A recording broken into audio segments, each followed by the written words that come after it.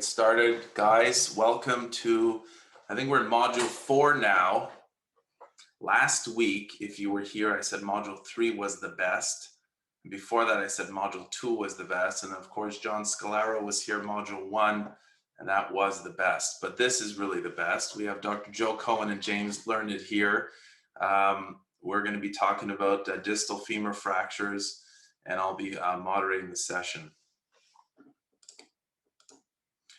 These are our disclosures for this evening. Of note, all disclosures were reconciled prior to tonight's event.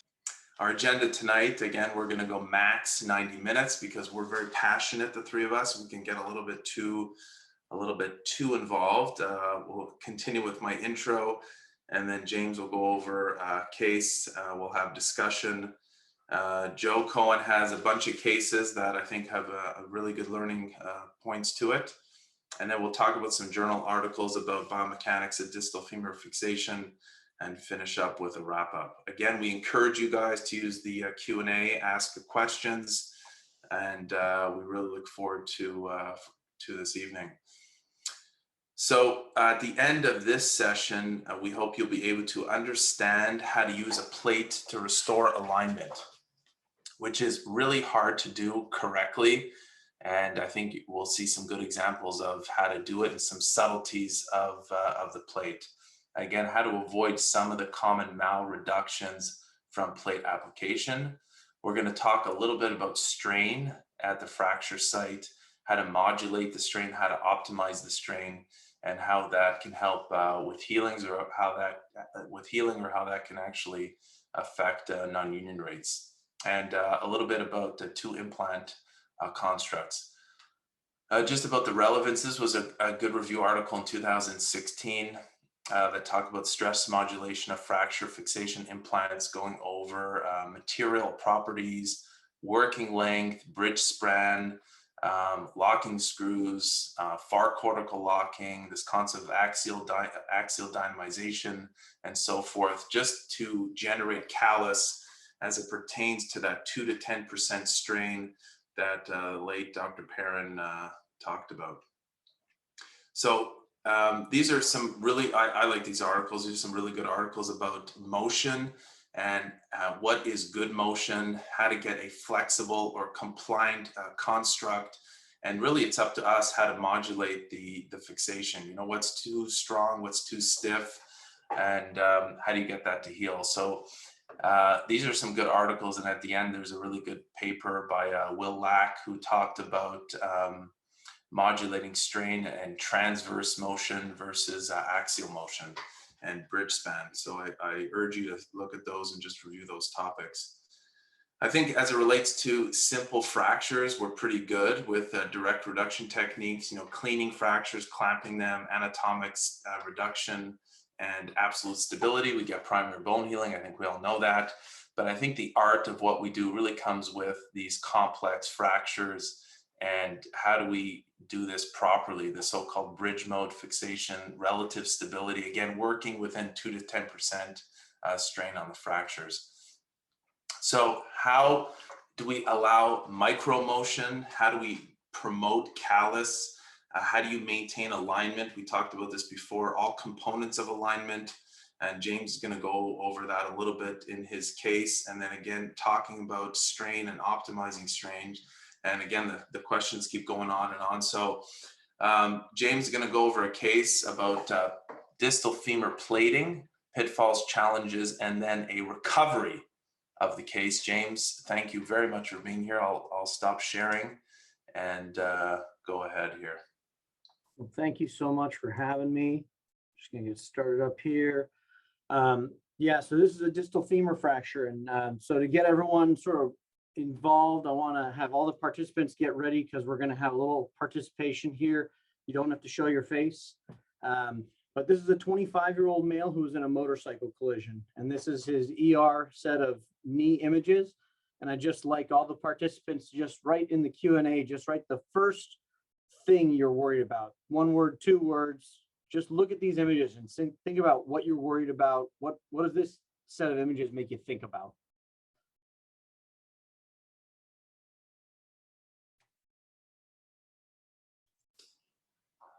What are you worried about, Joe? Mainly how his ACL is going to do after this. Yeah. Is that an endo button, James? Yeah, I think I'm going to try to get some fixation on that. Yeah. I really appreciate all the people typing in. Yeah, it was an open fracture. That's a great question.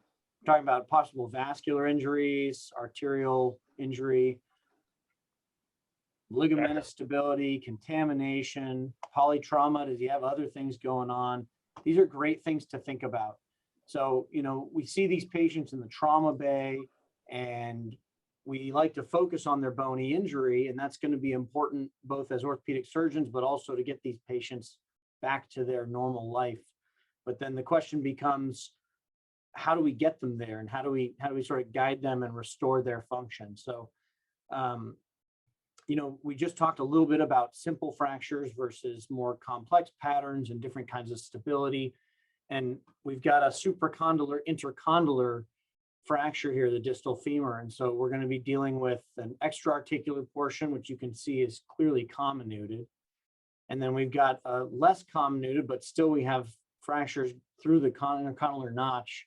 And that's going to lead to having an articular fracture. And so we got to deal with that as well. But we worry a little bit more about maintaining joint motion and a healthy joint for that. So, James, was this was open? this is open, yeah. So can you just walk us through how you debride it? Like, what do you do with the traumatic wound? Do you, like, how OCD, or do you actually mark out incisions, what you're going to use? When do you get your CT scan?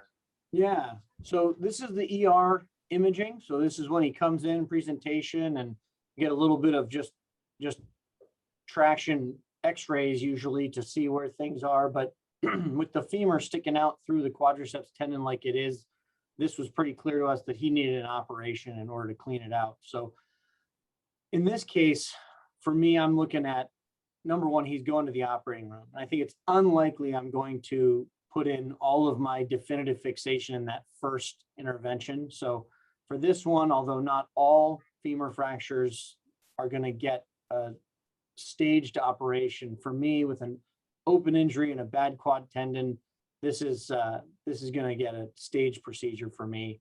So he's going to go to the operating room for a relatively low complexity procedure, but a critical procedure. And that's going to be a really complete irrigation and debridement, understanding not only what the skin wound looks like, but the soft tissue contamination. Was it outside in and there's grass or glass or metal or paint on the inside?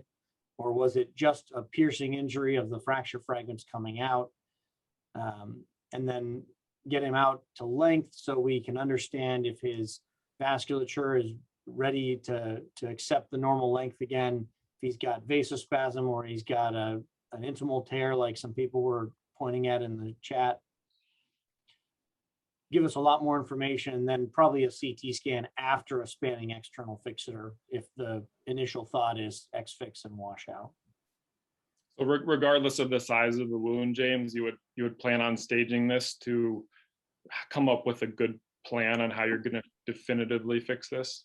I think that's a great question. You know, I don't know if it's the size of the wound so much. This guy was pretty beat up, and so he had this comminution that made me think it's definitely going to need some careful management given the open injury, because I know that if we just go and start debriding things carelessly, then we're going to end up with a much bigger defect. But if we aren't complete in our debridement, then we're going to end up with a deep space infection. So it's that balance of keeping the things that you can keep, but being realistic that not everything that's denuded and devitalized can stay. But in this case, do you have like a quick trick on how to, like, what pieces you take out during your approach or debris and what you keep in? Like, let's say there's a big piece of trochlea with grass in it. Or is that going in the garbage? No, I try to keep all the articular cartilage because that's not something I can masculate back in there. So articular fragments tend to stay. They also tend to still have a reasonable soft tissue attachment, although the central impaction pieces might not. If there's Yep. something that just truly runs out of the wound with irrigation, like free cartilage fragments or something, that's staying out for me. But the tweeners are really the metaphyseal fragments that have a little bit of periosteum, and I just look as I'm debriding them before I've just pulled real hard, see if those bony fragments have any bleeding. You know, Petzakis a long time ago published the paprika sign, looking for just punctate bleeding from the bones, and I still find that really helpful. Do you tend to retain any of the diaphyseal segments that could potentially help you with your length alignment rotation, or are you taking everything out stage one? That's a really good question.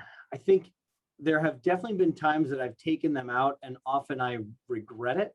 If something is grossly contaminated, it's desiccated and black, then those are ones that I'll probably get rid of. But generally, if there's even a reasonably small piece of periosteum, I'll at least leave them in stage one, so that they can help guide for the second stage.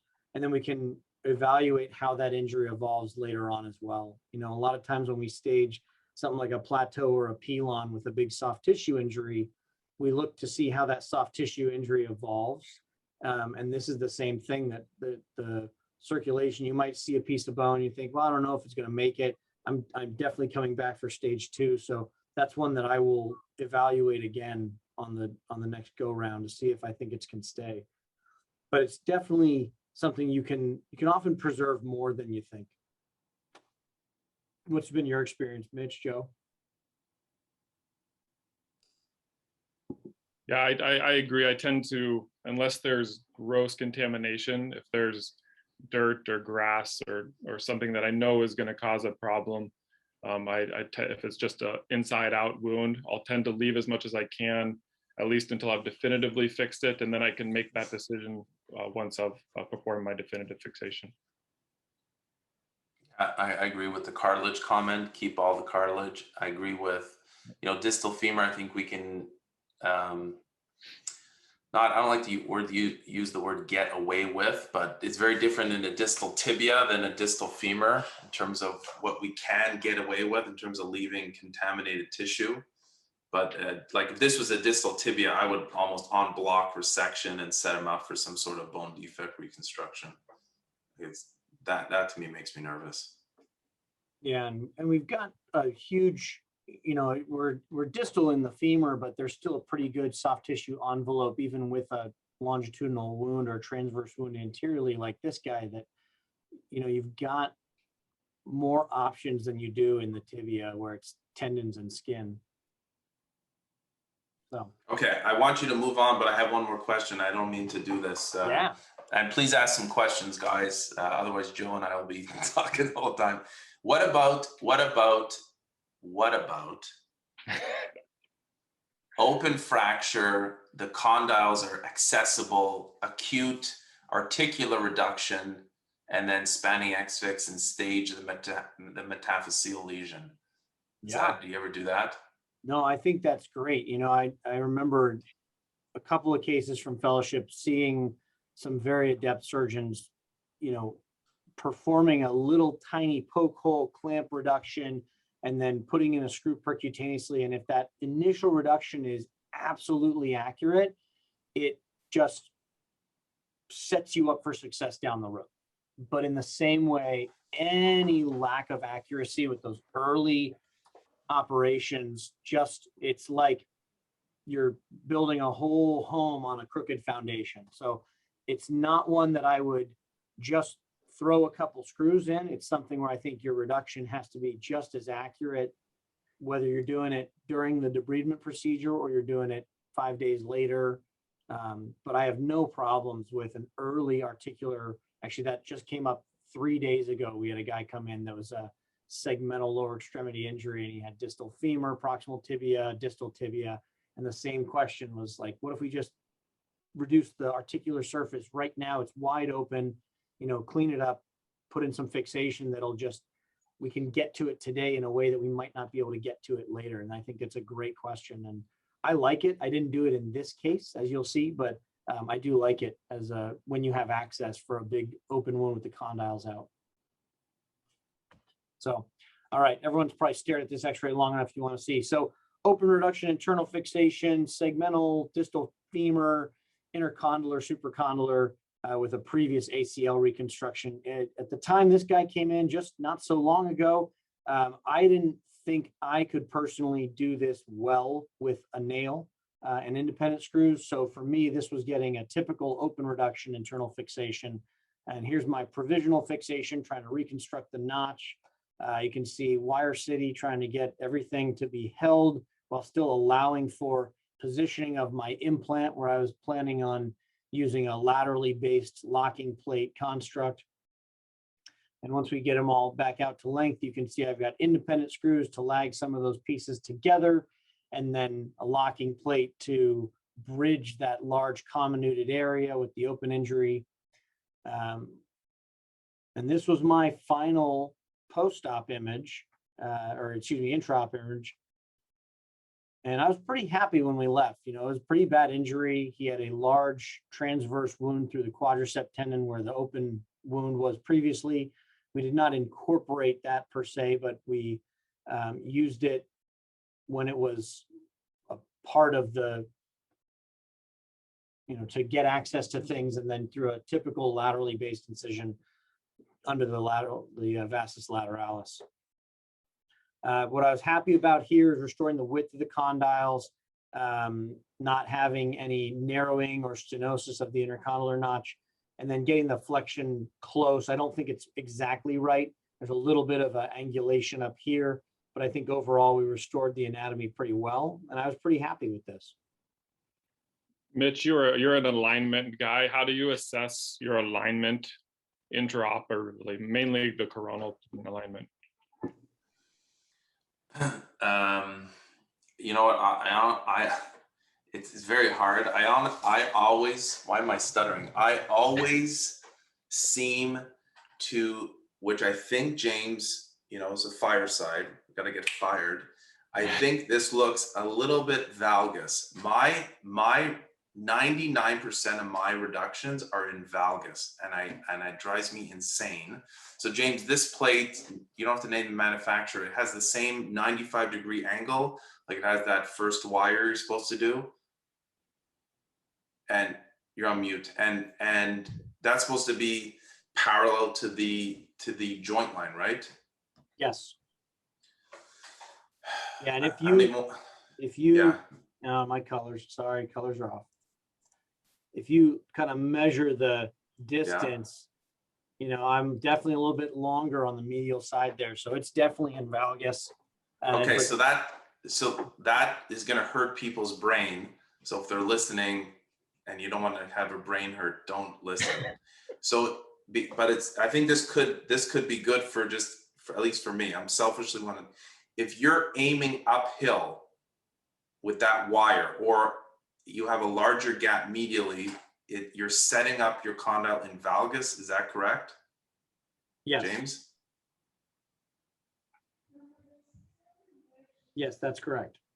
So if you want to get a hint of varus in there, not necessarily varus is good, you'd want to make sure you're aiming a little downhill.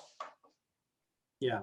Relative to the screw position I've got, I mean, we don't want to malreduce it either in varus or in valgus, but if you, the initial design for most of the locking plates involves a fixed screw, and this is where some of the fixed angle locking is kind of nice compared to variable angle locking, or at least using the nominal axis.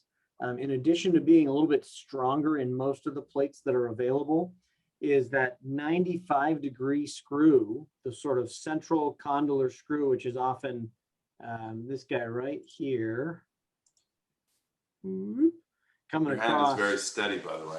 Yeah.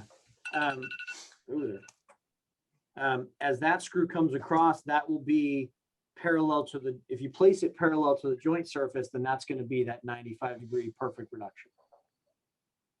Yeah. And so that is a trick that is important to understand. And if you have all variable angle screws, it's great for moving around other implants, around, you know, staying out of the intercondylar notch, out of the trochlea, but you don't necessarily have that reference point to know that your reduction is as good as you want it. And so will that give you sorry, would that give you a 85-degree anatomic lateral distal femoral angle if you put that screw perfectly parallel with the joint? Right. Right. So just draw that angle, James, with your thing, because it's the medial. The companies talk about the medial angle, and deformity talks about. You're very good at drawing. I've been practicing.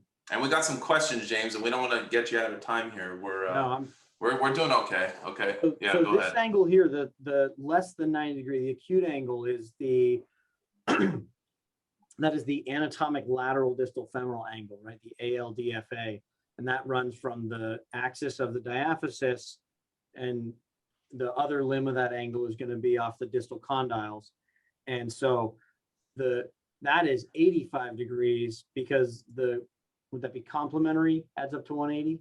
Mm-hmm. The complementary angle is 95, which is the angle between the plate and the tip of the screw.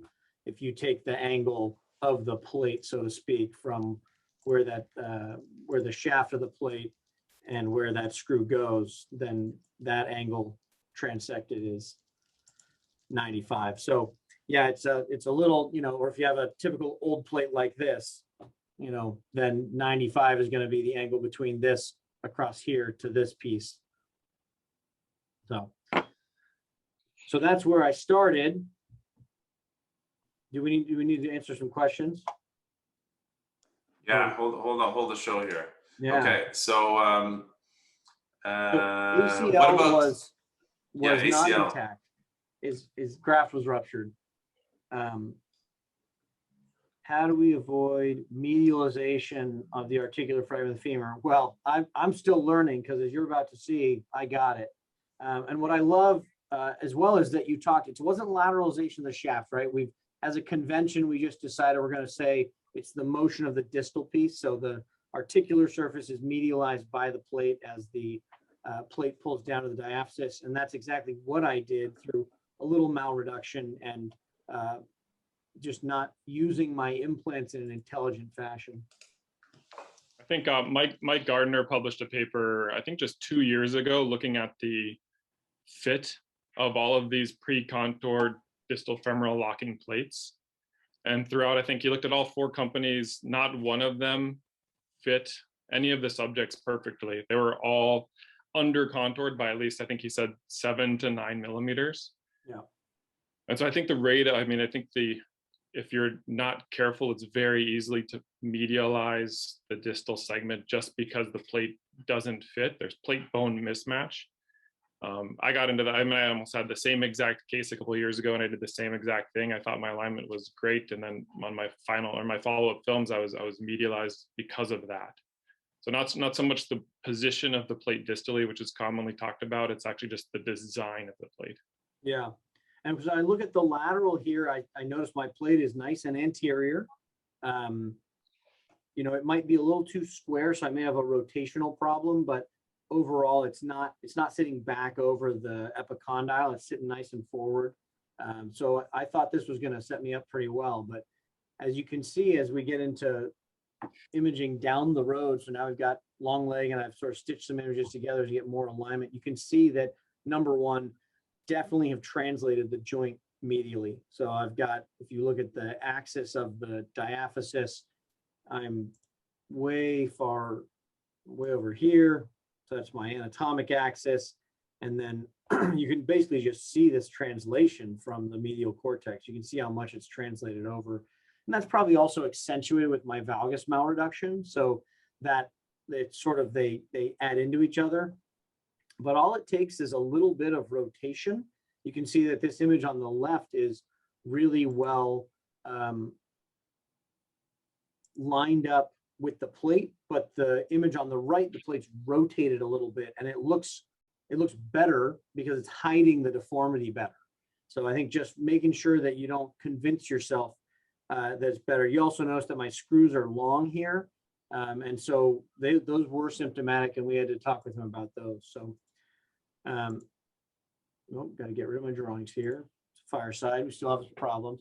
So at an 11-month follow-up, he's doing pretty well. He's been walking. He's got a little bit of an antalgic gait pattern. He's weaned off all his assistive devices, but he's really bothered by the prominence of this implant over his lateral knee. He's a skinny, fit guy. He's a surfer, hiker, and he's going to be in a wedding, and he really wants to walk down the aisle without a cane, but he's just having trouble. And we did a little diagnostic injection of some just local anesthetic, and all his symptoms went away with numbing of the trochanteric bursa. So we got 11 months. You can see there's your ALDFA of 85.9 degrees. So alignment's okay, but it's still translated. Got some medial axis deviation, and then he's symptomatic. So is this something, if this guy comes into your clinic and says, okay, I want my plate out, you're going to let him ride without his plate? You're going to let him walk down the aisle without a cane? What do you think, Joe, Mish? I was answering questions, but I heard walking down the aisle with a cane. Yes, yeah. I would encourage him to get married. So, but how about if he doesn't want to use a cane, he wants to walk down on his own?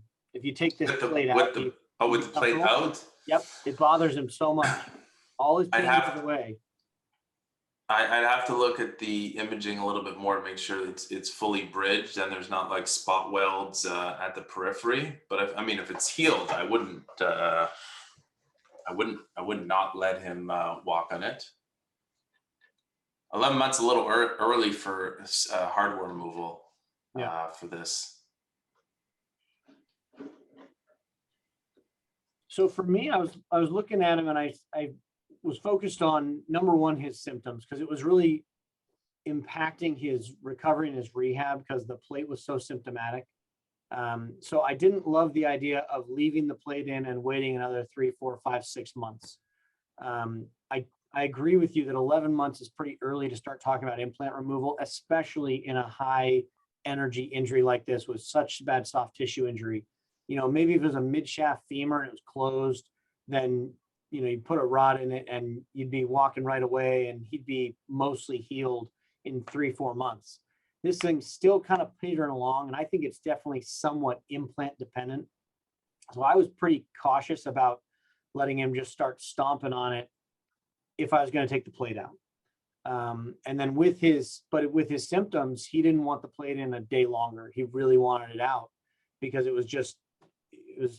was not able to get better because of that. He really was kind of at an impasse with physical therapy. So when I looked at these images, if you look at his anatomic axis here, and with these sorts of images and these sorts of patients, you just have to know or refer to deformity numbers. You just got to go with it because it's so hard to just wing it without having something to refer to. So this is out of Dror Paley's book. It's a very educational book if you like deformity. It's very interesting, even if you don't like deformity, but you can get into. I'll just interrupt you there because it's a bit you got me wound up a little bit here, and it's not my David's tea. Plug for David's tea from Canada. We all, I assume everyone on here is an orthopedic surgeon. Deformity is orthopedic surgery. It's not a webinar or a fireside. It is orthopedic surgery. So I know we don't talk about it enough, and sometimes it seems it hurts our brain. So we just sort of just do the total knee by cutting with cutting blocks, but it's deformity. No matter what we're doing. Okay, go ahead, James. I love that. I mean, you go into the Latin root and it's the straightening the children, right? So the deformed and crippled is what we all started doing. So I think it's so critical, and yet I think a lot of this stuff gets that's what the weird deformity guys like you and myself do, is just off in this dark corner. But so if you look at his anatomic axis, it really needs to be over here, right? So the anatomic axis of the femur passes just medial to the midline of the femur, of the distal femur, kind of just in front of the PCL insertion. And you can see that it's just translated over. And overall, his varus valgus is okay. It's a little bit excessive because your LDFA range, like I see here, is 79 to 83. We're at 85. I think with 2 degrees, I was going to be okay with that. But if we're going to the operating room for something, it's an opportunity to make things better across the board and not just focus on one thing. So He was revised to a medullary implant. We got rid of his plate. All of his symptoms went away. He then was able to go to his friend's wedding, walk down the aisle, did not need a cane. All of his iliotibial band tendonitis went away. He's now hiking, surfing, basically has told me that he's back to his life, and sends me a Christmas card every year. So for me, this was a really great tool that I don't think I could have used early in his treatment, at least not in the same way. But it was the right answer for dealing with not only his deformity, but also his symptoms. And that's why I really like this case, because for me, it really illustrated correcting the deformity, but addressing the symptoms beyond the deformity, such as the plate symptoms. And that really helped me get the right answer for him. Okay, we are doing well. There are some, there's, can you go back, James, one slide? There's still some very relevant questions for you. Yeah. And I think it's good. Okay. Purely translational deformity, LDFA not terrible. So running through my mind as well, the critique for you is, bro, you're like so obsessed with this translational deformity. What was the indication to do it? And I think I missed it. Did you actually osteotomize? I guess you osteotomized his. He did not need an osteotomy. Pulling the plate out, he had a bit of a fibrous union. It was definitely implant dependent. And this was basically putting the nail. My start point is a little bit lateral, but this was just putting the nail in, and the nail did the alignment. So he was a delayed union for sure. And because of that, it was completely implant dependent. And once we removed the plate, we were able to allow the femur to just follow the nail. Okay, so yeah, I mean, I commend you in the fact that you got the feedback from the patient as proof that I think you did the right thing, and I think you're aggressive in a good way, right? You're trying to restore people back to their own anatomy, and it's not for you to judge. I mean, we are physicians, we want to make sure we indicate properly, but it's also not for you to judge it's good enough for him. And you know, with these images, like if he were able to get around okay, I would have been fine leaving it. If he was like, no, I don't need more surgery, I just need you to tell me I can move my knee, and if it hurts, it hurts. But when he's telling me like I need something different, like it, you know, and we'd gotten to know each other over the 11 months. It wasn't like come back in a year. It was come back, you know, it was multiple appointments in the first few months, making sure the skin was healing, making sure he was moving his knee, not getting too stiff. This guy is a setup for a stiff knee, because all that trauma to the anterior soft tissues, it's really easy to just, everything just cements down and you have no quad mobility. And so this was a really involved patient who his knee motion was really critical to him, and he understood that, and he took me serious when I told him to move it around. So that was really good. Very good case. Let's go to your take-home points and maybe move on to Joe, and we'll try to sneak in these questions. Very good questions. The first one here is, this was a great case to compare and contrast absolute and relative stability, because we got his articular fragments compressed and stabilized with absolute stability, and we had primary bone healing, and he united his articular block, even though it was wide open. Relative stability for the metaphysis, and although we didn't reduce it perfectly, he was able to generate callus across that comminuted segment. Plates can reduce or malreduce fractures. So, you know, we always talk about like a plate is a reduction tool, and that's great if it's used correctly, but I've malreduced at least as many fractures with plates as I have anatomically reduced them. So careful application. It's not just the fact that you're using a plate that's going to make it right. It's all about the surgeon and what we're doing. And then take the post-op x-rays seriously. Really, it's not just like a quick glance. For me, it was watching these and really drawing them out and taking them seriously and listening to his complaints, and then comparing that to my imaging so that I could really understand what were the problems, because it wasn't just an alignment problem, it was a prominent implant problem as well. But I think if I hadn't had his implant where it was going to malreduce him even more. So this was, in my eyes, a nice correction that didn't take a whole lot of work. It wasn't an osteotomy and osteoperiosteo flap or anything like that. It was just getting the timing and getting the implant that the fracture needed.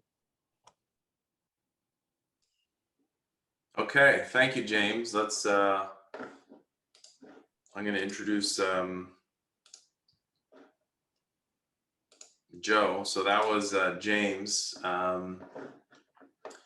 So we're going to go back into Dr. Joe Cohen, who's going to go through, I think he's going to go through 3 cases if we make it to 3. We're going to go a little quicker and just discuss some of these techniques and how to master them. We also have a little bit more of a geriatric feel, which are potentially even more challenging, some of these younger patients. Questions are very, very, very good. We're going to try to, I'll try to implement them into this, into the discussion. I think I'm so excited. I just so excited. I can't, Joe, you're on mute. There we go.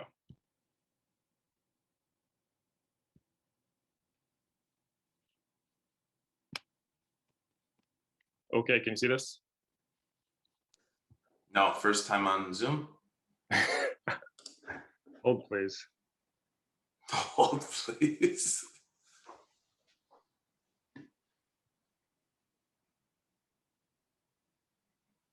Joe, are you in my old office? I am. It's freaky. It's a good office. It's a great. There you go. There we go. All right, we in business now? Looks great. Okay, so this was a 78-year-old female who was just found down at her home by her children. She has a pretty significant past medical history. She's obese, she has diabetes, she's renal failure. She probably has other things that we did not even know about. And she presented in urosepsis. So she was in the MICU for about 3 days prior to us even considering taking her to the OR. And so this is what her radiographs looked like. It's a long oblique or spiral distal third femoral shaft fracture with unclear intra-articular extension in the setting of pre-existing osteoarthritis.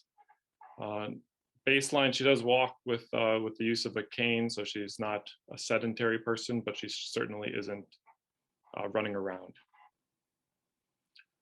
So when you guys look at this, what are the first things that you kind of think of? Do you have a go-to implant, go-to reduction? Are you guys opening this, doing this closed MIPO? Do you want to see the CT? I want to either, I'm like half embarrassed if I do an ORIF, because in 2021, at least, I think in North America, there's a lot of very talented arthroplasty surgeons who are very facile with large endoprosthesis. So I'm almost like, you're like fighting off the arthroplasty option.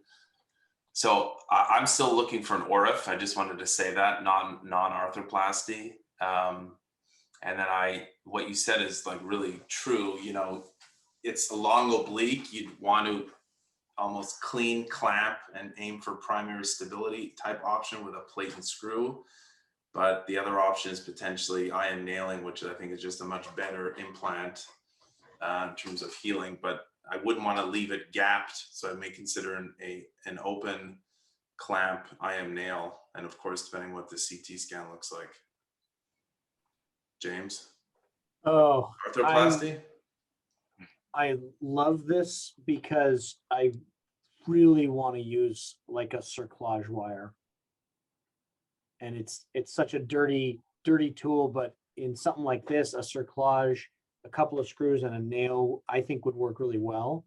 But I don't feel like it's your only tool, but it's a great way to hold these spiral fractures together.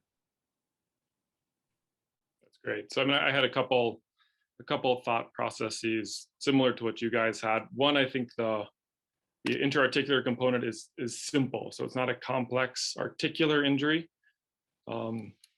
And two, there is a decent amount of bone stock on the distal segment. So I think for me, a nail is preferable when that's the case. I think it really takes away, I hate to say this, but some of the thinking about creating a optimal mechanical environment with a plate. You don't really have to worry about how close your screws are, whether or not you're going to lag this. So I think a nail is an optimal implant for these types of injuries. And plus, she was an extremely sick person, and so I would try to do this in the most minimally invasive fashion as I possibly could. So we put her supine on a Jackson table. We used well-placed triangles to help correct that typical apex posterior deformity. And then I placed a fine wire traction pin in her proximal tibia and hung this off of this extension on the Jackson table to keep our traction bow and rope underneath our nail placement and our jig. And I felt for her, I rarely ever do this, but in the setting of her minimally displaced articular injury and her morbid obesity, pre-existing arthritis, I performed a relatively percutaneous joint reduction and placed cannulated screws out of our anticipated path of our nail. And then used a combination of percutaneous reduction techniques using a bone hook and a collinear reduction clamp to try to still obtain as anatomic of a reduction as possible, even though you're using a nail. Having a restored bony contact creates this inherent stability, and then you know your alignment is pretty accurate if you can get a good reduction. James mentioned cerclage wires, which we talked about in the subtroch module. Would, in this case, would blocking screws effectively be the same as a cerclage wire? Or not even, that was stupid comment. No, it's a great comment. It certainly can assist your ability to maintain the reduction that you've obtained with a clamp. I use blocking wires to help guide a reamer, but I felt like this reduction was inherently stable enough that it wouldn't shift much once my nail was in and locked. Yeah. But would have you added screws just like in these very old capacious canals just for jokes or just for training or stability? Yeah, for sure, especially more so in the diaphyseal segment to prevent that bell clapper effect. I think it adds a significant amount of stability and can just help maintain the alignment that you worked hard to get. And then Mitch, you actually taught me this trick when you're doing a retrograde nail and you're inserting your reamer. Just take some time and actually measure the angle that you're reaming so that you know once you hit the isthmus, you'll restore your alignment of your distal segment. Yeah. And again, I find I'm still going, if anything, just a little more 80, 81 instead of 82, 83. Yeah. I went with 81.17, but reasonably accurate. Yeah. And so this was our final product, and I think for her, this affords her the ability to weight bear as tolerated, even with her minimally displaced articular injury. I still let her weight bear as tolerated through a relatively minimally invasive approach. Your nail, do you stop it? Where do you stop your nail proximally? Yeah, I mean, I try to stop a little bit above the lesser trochanter, the lesser trochanter, but it really depends on, I'll look to see if they have pre-existing hip arthritis and talk to them if they've had any issues with their hip. And I had one lady who wanted to get a hip replacement, and so I went a little shorter with that nail, so I didn't have to take her hardware out. We're getting heavy critiques here, Joe. Heavy critiques about cerclage wires. We did. It's a great comment. So we're getting the impression that we're snobs and we're very anti-cerclage. I will say in the subtroch module, we were very pro cerclage. I actually love cerclage wires. I don't use them a lot around the distal femur, but in the proximal femur around the diaphysis, I use them all the time. I worry sometimes in the metaphyseal bone that a wire can just cut right through that bone. So I don't use it a lot in the distal femur, but I love it to maintain, especially with long spiral patterns to replace clamps and then nail, so your clamps are out of the way. Okay, what size are those cannulated screws? We had a question. What size are those cannulated screws? Those are 3.5 millimeter cannulated screws. They seem long. That's anyway, you don't have to discuss the vendor, but my vendor, they only go up to 60. Was that like an 80 there?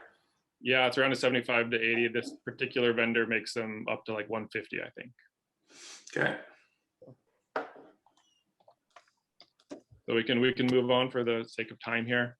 Slightly different flavor. This was a 61-year-old male who was a pedestrian versus auto. Multiple other injuries, including a contralateral tibial shaft fracture. Relatively healthy guy, no surprises on his exam. And these were his radiographs. So you can see a much more distal fracture than our last one, with much less bone on that articular segment. And the deformity currently is short and invarus, and the distal segment is flexed, which is often not our typical deformity.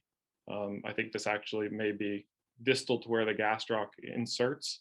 I don't know for sure, but it's a little bit unique in its current deformity. What do you guys think about this one? It's kind of the opposite of what we usually see, other than the anterolateral escape. Seeing it in flexion kind of makes me nervous because I don't know how it's going to behave. And it's pretty distal. So I'm starting to think about how can I augment my fixation, because you just don't have a lot of bone that you can grab onto. Yeah, and I worry about what kind of impaction has occurred if it was such high energy. And then, like James said, I think if you have good bony contact, I wouldn't have any anxiety about just plating on one side. But if you pull it out to length and now you have column comminution or gaps, plus it's low down, meaning like you don't have to do an approach medially up the entire shaft, maybe just be able to get focus there. It's not such a hard approach. But yeah, I want to see what it looks like after you pull it out to length, how much comminution there is. I can do that for you. So this is our CT scan just to make sure that there wasn't significant articular involvement, and there really wasn't. But you can appreciate how low that lateral fracture exits. It's almost at the level of the epicondyle. And I worry sometimes about these fractures that have this sort of obliquity to them. I think that the shear forces present at this fracture are very high. And so I'm looking for an implant that may help me counteract that a little bit more than just a lateral plate. And so when we pulled him out to a length, you were right on the money there, Mitch. We did have significant impaction along the anterior medial part of his distal segment. You see a little bone defect. And you saw, like, did you plan a dual approach, or you saw the comminution and then said, I want a plate on the other side too? No, this was a pivot intra-op, especially once I saw intra-op how low that fracture went, and I could only get 3 screws in the distal part of that plate. So you're saying James was right? Yeah, James was definitely right. You can only get 3 screws. That's very low, right? Yeah, it's very low. And so I thought about maybe placing lag screws across that obliquity to help neutralize that shear force. But in the setting of the comminution and the bone loss, I think that would maybe confuse that fracture a little bit too much and maybe make it too stiff in this particular setting, since it's not a simple fracture line. And so I have to perform a relatively simple, relatively small medial subvastus approach, and just placed a simple 3.5 millimeter LCP plate to just help buttress that medial column, support the joint, and prevent it from displacing. So the question just came out and said, why not nail this fracture? I think you can. With the modern nails have extremely distal interlocking options, And I think that is an appropriate approach for that. You also have to commit early on, right? You have to commit, you have to know, you have to know, I mean, technically I'd be anxious to nail this also, like, because you're committing early on. Well, I guess you could open. They mentioned open, clamp, and then nail it. Yeah, I guess you can open it and then nail it. I think it's a great question, and I don't think Yeah. that this. I mean, this looks beautiful, right? Like the medial plate is helping reduce that medial column. The lateral plate, you've got distal fixation into that short segment because of how low that escape was. But this doesn't show me that it could not have been nailed, but it would be a challenging nail for sure. Agreed. And the nails that we had available, even at this time, I don't think would have been appropriate for it because they would have crossed that fracture. The interlocks would have crossed that fracture line. Interesting. So there's a question about rigidity and strain, and I think number one is you obviously have to like verify this on your own and read a bit about parents' stuff and some of those articles I mentioned, because like we don't have a strain gauge is the issue. Although James and I talked about this at our last meeting, we don't have a strain gauge, but you'd be surprised how unstable a lot of these constructs are, I would imagine. And I mean, the proof is in the publications with the non-union rates. I mean, it's not that they're too stiff or not stiff. It's just there's a lot of medial sided stuff going on, and it's a lateral based implant, so it's eccentrically loaded, and it's just not the right environment. So I'm surprised that we haven't been dual plating distal femurs for a long time, because it just makes so much sense to buttress that medial side. We do it in the proximal tibia all the time, the distal humerus. I think it makes a lot of sense to do. The approach is very safe. It's very far away from anything dangerous, muscle friendly and soft tissue sparing. So I think it's a great technique to help support a medial sided comminution. And then I allowed him to weight bear as tolerated after this. Very aggressive. Just because of that medial sided plate. And did you see any callus here, or is this healing with primary-ish bone healing? I think there's definitely callus. I don't see a blush of it like you sometimes do, but yeah. And proximally, you put is this off a handle, or how do you put your screws in proximally? Yeah, this was, since I only was planning on one, I just performed a percutaneous insertion of that screw without the handle, just because I wasn't placing a lot of them. So you just target the hole on a lateral X-ray and put a screw. Yeah. This is just it shows sort of where we are on the pendulum swing, right? Because when we didn't have locking implants, medial column support was the only way to survive, right? I mean, there was no lateral only option for these fractures. So that's where things like medullary plates and medial plate fixation, all these things. And then with the advent of locking screws, it was like, oh, look, we can save that complex operation and just put anybody can put a lateral plate on, and it will do all the stuff that we're doing all this extra stuff for, right? Schules, medullary plates, medullary fibula, all these other things. And what I think I've seen, and because I haven't been doing this for 40 years, is, there was this swing towards all lateral implants, and we stopped doing all the medial stuff, and then started getting failures with all lateral implants. And so we're swinging back and saying, look, you can have a laterally based locking implant, but something on the medial side can help in certain cases. And we're sort of narrowing down which ones those are. Yeah, I think that's the big question, is which ones are appropriate for supplemental fixation. Because I mean, there are multiple studies out there showing that a laterally based implant only is sufficient, even if you allow them to weight bear, if the alignment is correct and it was placed appropriately with appropriate balanced fixation.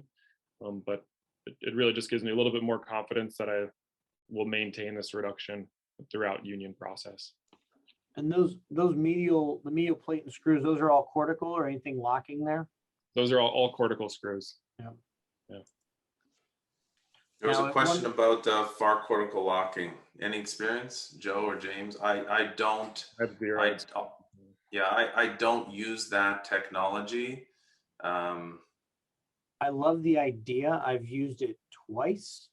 Both were in fellowship. Those patients specifically did well. There was a lot of work done to do all the other stuff we've been talking about. So I can't say it was the far cortical locking that did all the work, but the idea is interesting. But I think, you know, if you, again, Willak's paper sort of summed up biomechanically some of the previous papers, is the motion that you think is happening may not be happening. So his paper showed that you're getting a lot more motion, but when you have transverse motion, it doesn't work. And that he looked at a bridge span of 80 millimeters. So if your screws are far away from each other, you know, on one side of the fracture set and the other, that bridge span concept, no matter what you do, you're getting, we don't really understand what motion you're getting. You're getting the motion, but it may not be good motion for healing. All right, next case. We doing okay on time there, Mitch? Yeah, we're doing great. Doing great. So this lady was a 65-year-old who low energy fall from standing. Her significant past medical history was that she had a stroke many years ago and had residual left-sided weakness. So her right leg was her good leg. She has a closed box PS knee, which was placed 5 years ago, had no issues with that. Who prepared the slide? Like, how do you know it's a closed box PS knee? How do you know so much detail about it? We had a CT scan, so I could tell that it was a closed box. But we try to find out the manufacturer and the exact type of implant that's in before every case. It's usually doable. Sometimes it's not, because I have been burned before with a CR knee that looked like everything told me it should have an open box, and it had this bar running across the box. And so I couldn't nail it. I couldn't get a nail past. And then so in the middle of the case, I had to switch and completely pivot and then plate this. So I think it's definitely important to find out what type of implant it is before you head into the case. Especially if the plan could switch. I'm blanking on where they did it, but there's a good paper on like sort of how to use your CTs and get the best, you know, view of it to see if it's open. And then the other one I liked is Mark Lee from Sacramento from UC Davis told me that he'll just get out a metal cutting board and make his own hole. Yeah. Yeah, and there's also there's a compatibility guide. I'm sure you guys have seen this. I don't find that to be that helpful. If I'm able to find out the implant, I'm generally talking to the reps who then know what the box is. But it's still a valuable resource. So do you guys have a go-to treatment option for this one? I plate these routinely.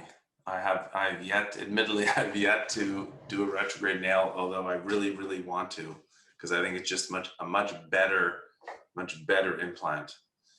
But this would be a plate for me. With a closed box or an unknown, then I would be ready to plate and possibly dual plate, just because it's somewhat low. And with the box sticking up, you'd lose some of your screw options, kind of like you saw with the other distal pattern. Yeah. And are you guys letting these patients weight bear as tolerated with a laterally based implant only? No. If it was just one plate, I wouldn't. So that would push me to probably dual plate this patient so that I could, since this is her good leg.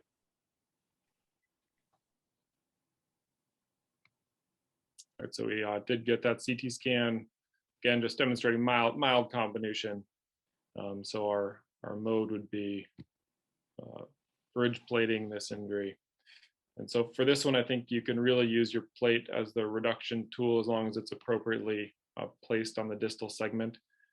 So I performed this one through a relatively small direct lateral approach and planned on MIPO style.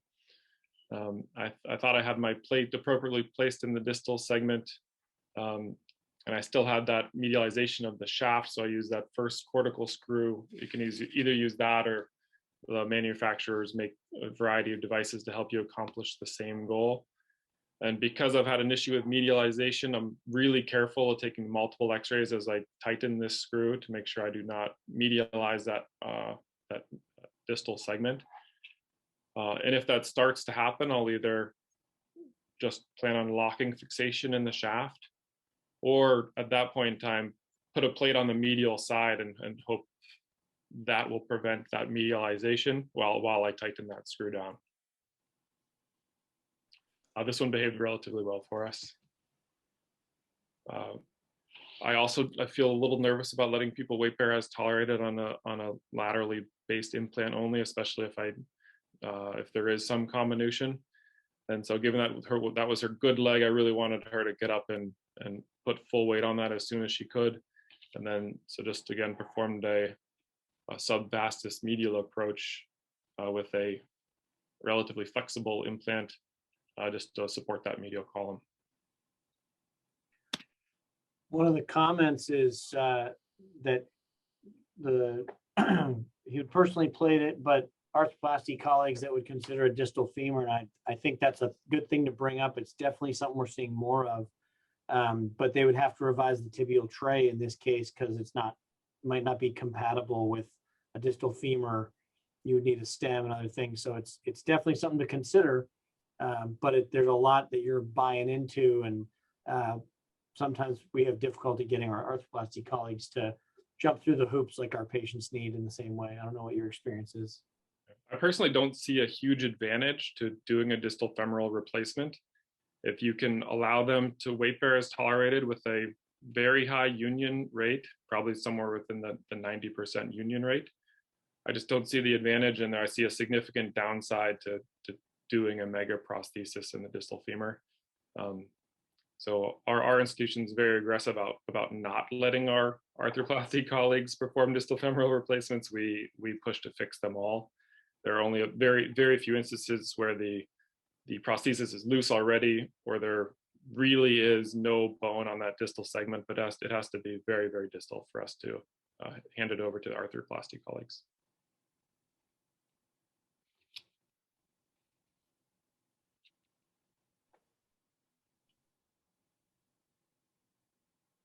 So one question is just choice of plate for the medial side. Was there anything specific that made you choose this plate versus the one you used in the last one? This particular pattern is relatively transverse compared to the oblique pattern that we saw in the last case. And so there is some inherent bony stability from it being a more transverse pattern. So I don't think you need a stiff construct on this particular pattern. But I've used a variety of other plates for other scenarios. I think a proximal humerus plate fits very well on the medial distal femur. A medial distal tibial plate can fit very well on the distal femur. So if you're looking for more screw options or locking options, I think that's there are other implants that fit as well. Joe, can you run through quickly the medial approach, the sort of bony landmark skin incision?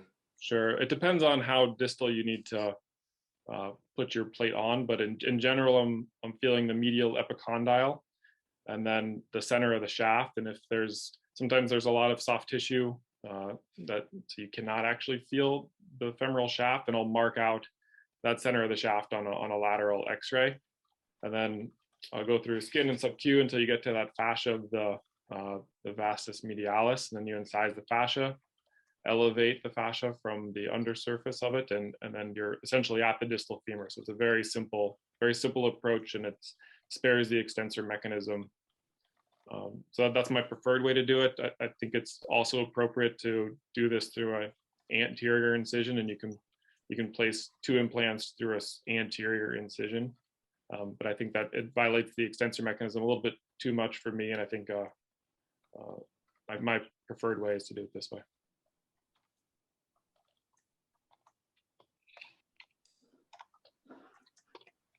Okay.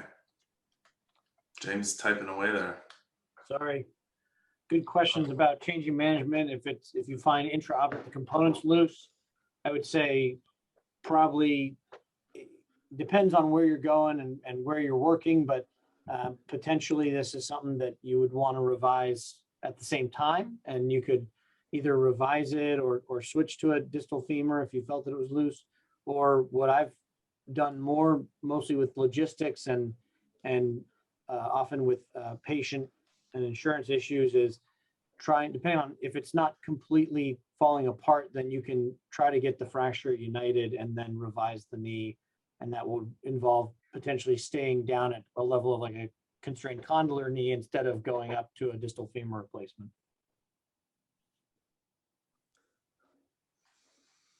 Has that happened? Has that happened to you, James, where you've encountered a loose prosthesis? I've seen one where it wasn't loose, but you could tell that there was a little bit of motion. Like as we were moving things around, you could see a little wiggle. Whether that was fracture related or not, may have been pre-existing. So, but only it's rare. It's happened once that I can remember. So.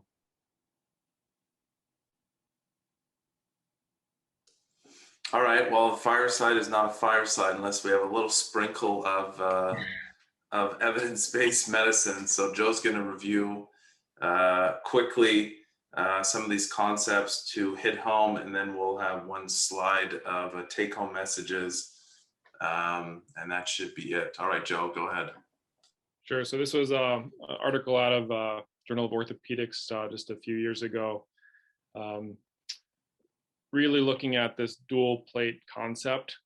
There are not many clinical trials about this. There are some few biomechanical papers, but this is essentially the only one that compared directly single implant fixation versus dual plate fixation for these injuries. So really, I guess their purpose was, because there's such a high rate of failure for these particular patterns of supracondylar femur fractures where there's comminution and it's really difficult to get the alignment correct, and there's really no inherent stability from the bone itself. Can adding supplemental fixation, and in this paper, a medial plate. We're not going to really talk about plate nailing in this fireside, maybe sometime else. And so it directly compares single versus dual plating for these supracondylar injuries. So a relatively recent study, so they only collected 2 years of patients, and they identified 101 of them, but really only 21 of them met their inclusion criteria. And these are the ones that are known to be difficult to manage and get to union without deformity and have significant metaphyseal comminution. And so their approach was placing dual plates through an anterior approach with a lateral pre-contoured locking plate and then a medial straight locking plate. And in the end, they had 13 patients who underwent just single lateral plating versus 8 that underwent dual plating. So relatively small, but this really is the only one out there comparing the two. And there are no real differences between the patients in terms of demographics or fracture pattern or anything like that. So just to show their outcomes, really the main things that they were looking at was union, non-union, need for further surgery, time to weight bearing. And so there was a significant difference in union on these patients that were dual plated. They have 100% of them went on to unite relatively quickly. Their time to union in weeks was 7 weeks. It seemed relatively early for me, but that was what they reported. But of note, they had a 46% non-union rate from the lateral only cohort, which is high, but they really are looking at these fractures and only these fractures that we know are problematic.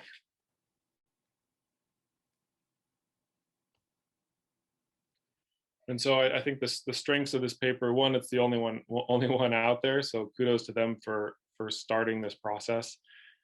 This is kudos to us. Ed Westrick was on the fireside last week.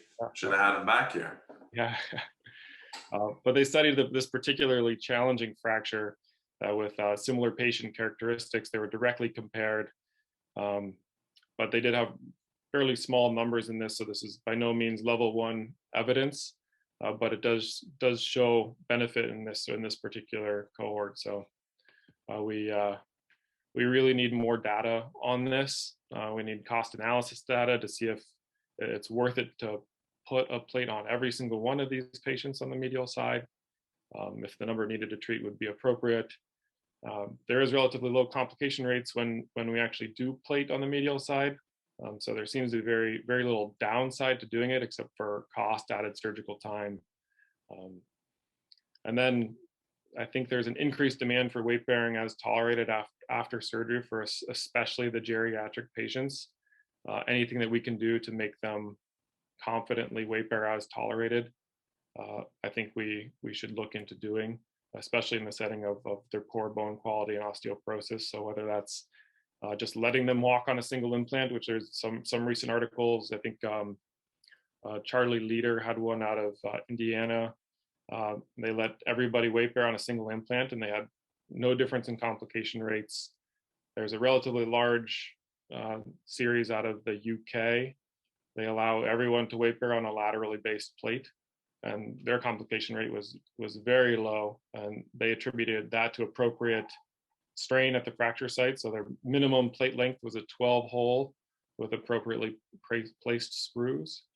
And then of course the dual plate that we've been talking about, and potentially plate nailing some of these injuries to get them to weight bear sooner.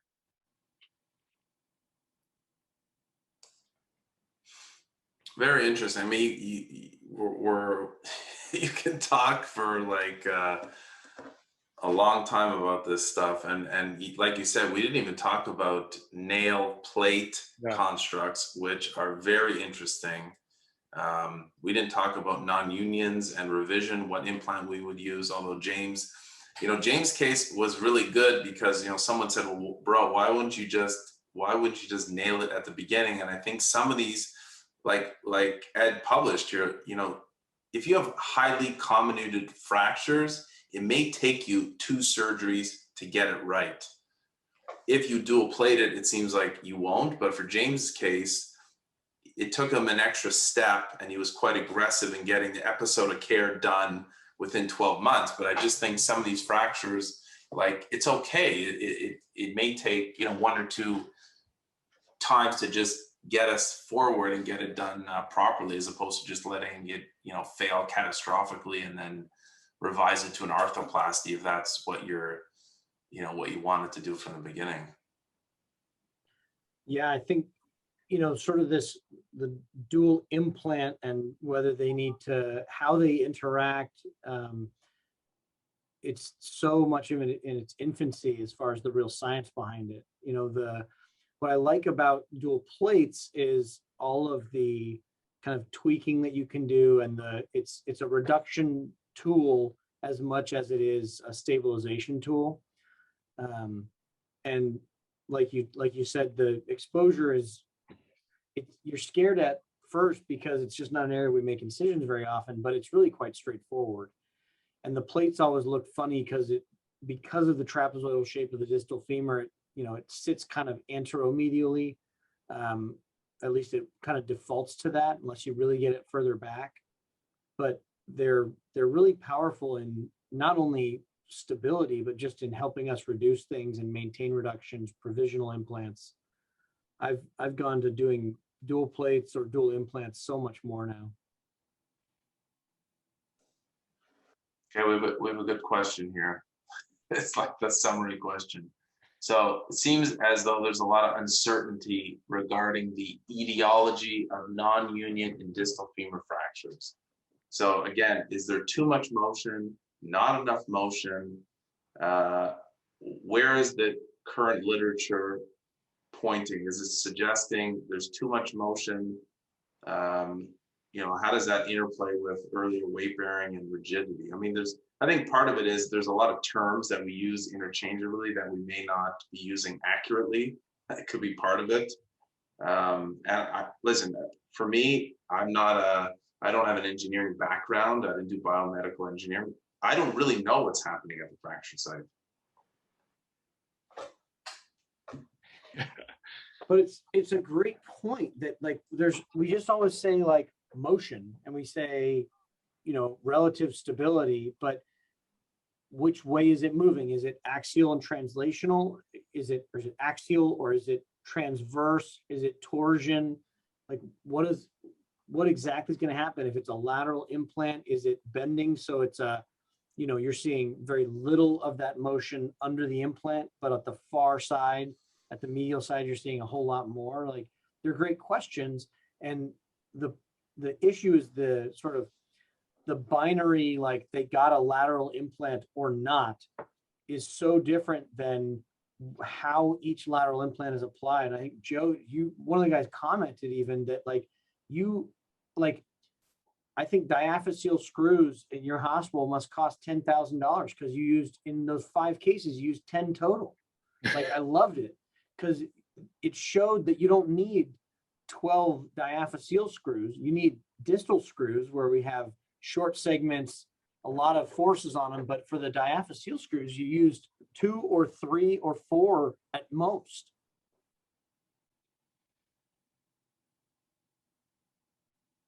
Yeah, that strain gauge would be pretty helpful, I think. Yeah. But I mean, also your control, he's controlling, you think about, there's a small segment and then his plate goes, so he's controlling effectively the entire femur. You don't need, it's like a hinge on a door, right? You don't need, if you have hinges at the top and bottom and one in the middle, you have 3 hinges, but you're effectively controlling the door as opposed to 2 hinges, at once. His plates are long with 2 to 3 screws. He's controlling the whole femur. Yeah, it's a really interesting, you look at, Mitch, we brought up bridge plating and the working length, right? So like the distance between the 2 nearest screws, but then the length of the foundation between the furthest screw and the nearest screw in one fragment changes the forces on those screws and how the plate interacts. And that's something that I think we often sort of glance over a lot when we're doing the basic courses and kind of talking about bridge plates. It's all about the working length, but the spread of screws in the foundation on either side is so critical. Guys, I'm gonna shut it down at this point and leave it as a cliff here, and suggest that if there's interest, I think there's a lot of good stuff out there for collaboration, research, future AO courses to discuss it. I think there's a lot of good stuff out there.